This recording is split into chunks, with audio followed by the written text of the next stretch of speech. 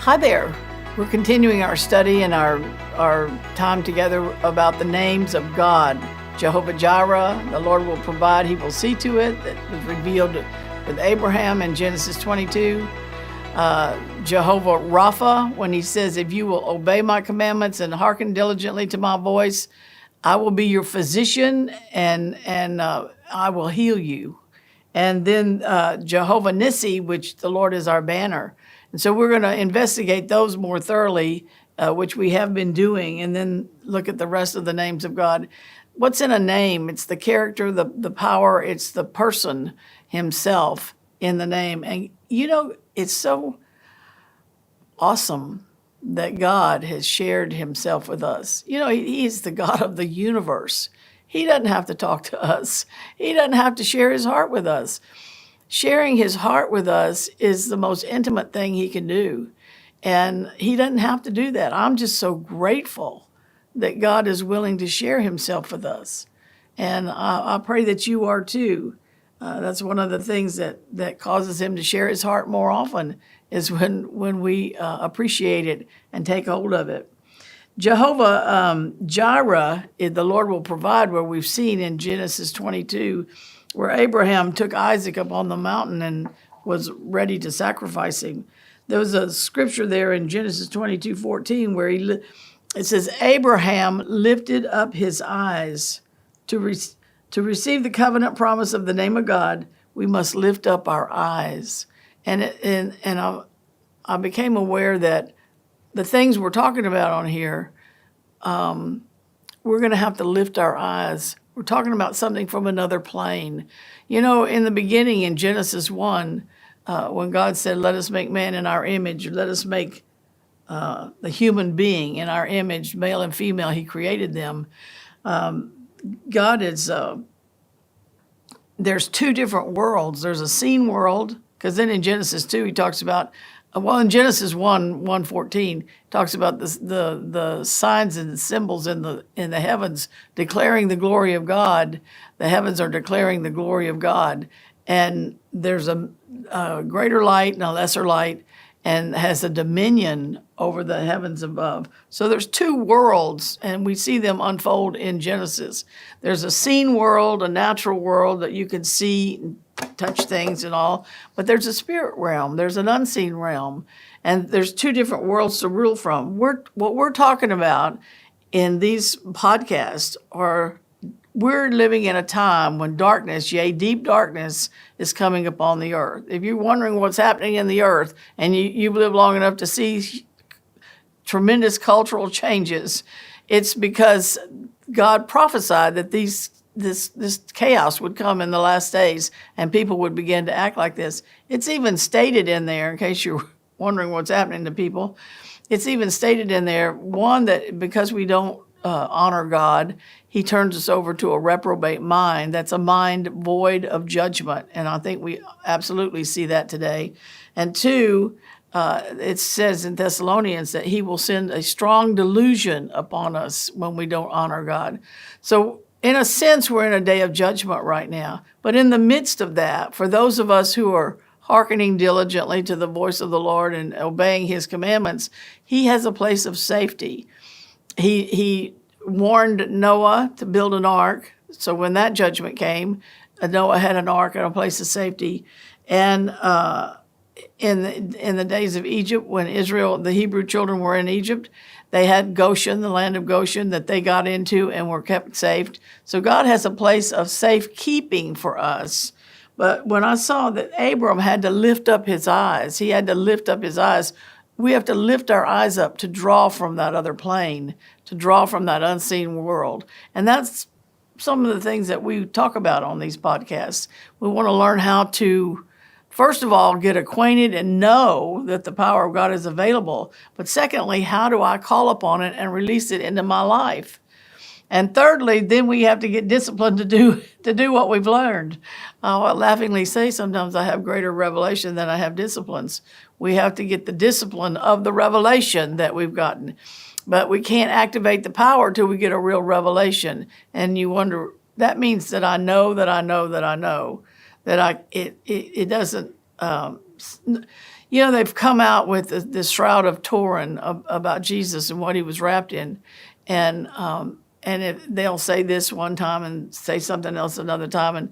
But I don't care if they tried to prove it absolutely for a fact that Jesus didn't die or didn't raise from the dead. I've already experienced that.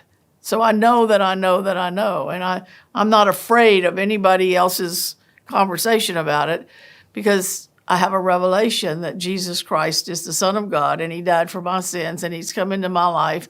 And I have many infallible proofs through the years that I've been walking with him. And so I'm not afraid of that.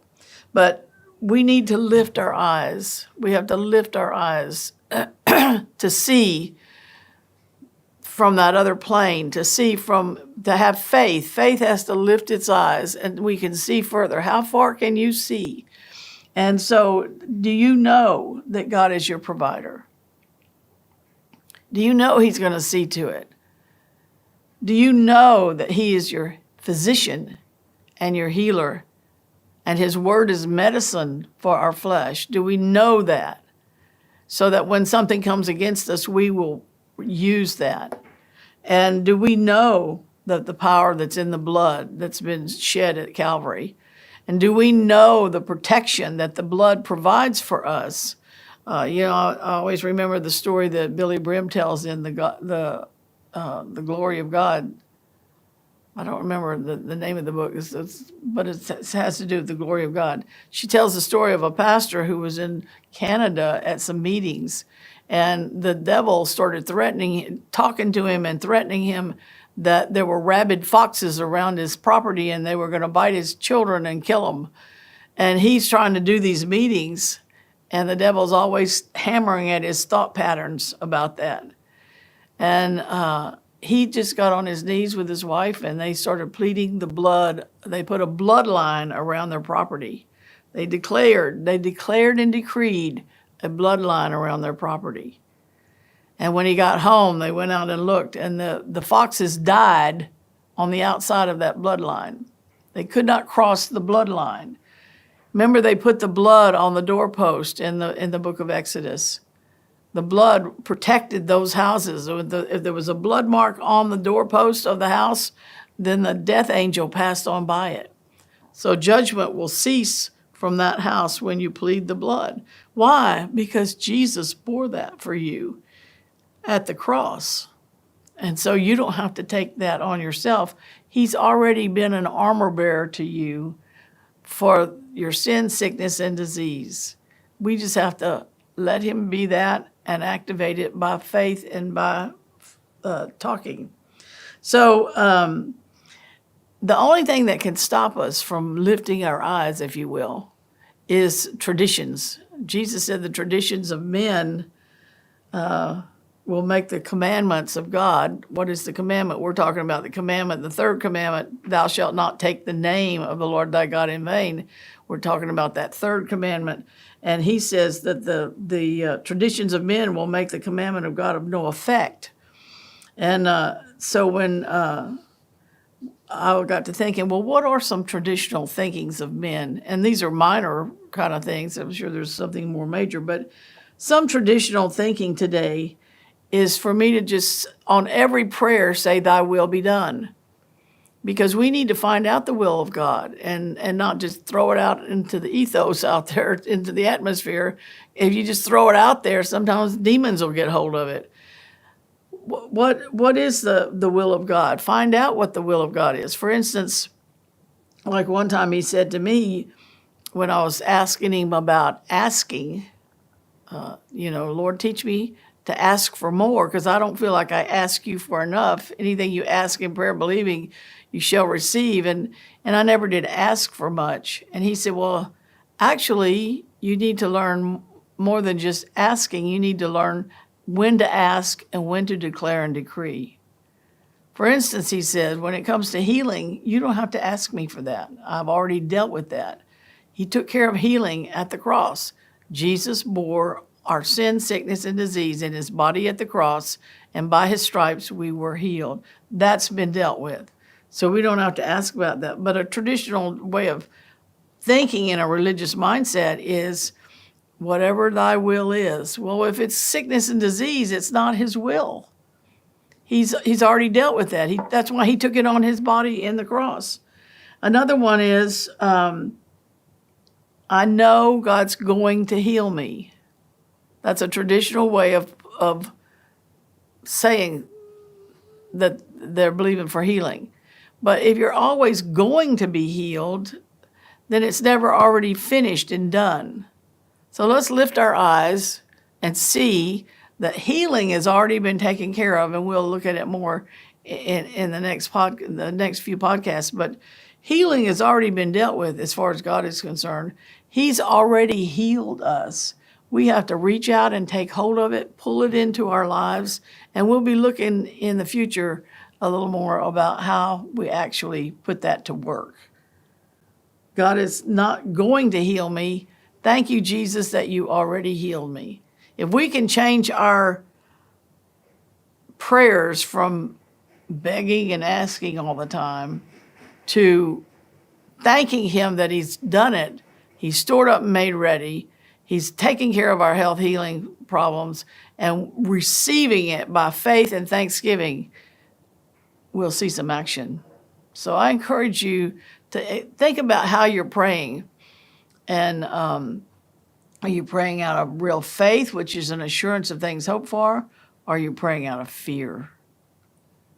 I've caught myself praying out of fear sometimes. And so I need to shift the gear and say, no, Lord, I've already asked you for that anyway. So I'm going to believe that you've answered. Anything I ask in prayer, believing I shall receive. I'm going to believe that you've answered me and it's here. And I'm going to start calling it into being. Speaking of things that aren't as though they were. So there. That's what we need to practice this week. God bless you. See you next time.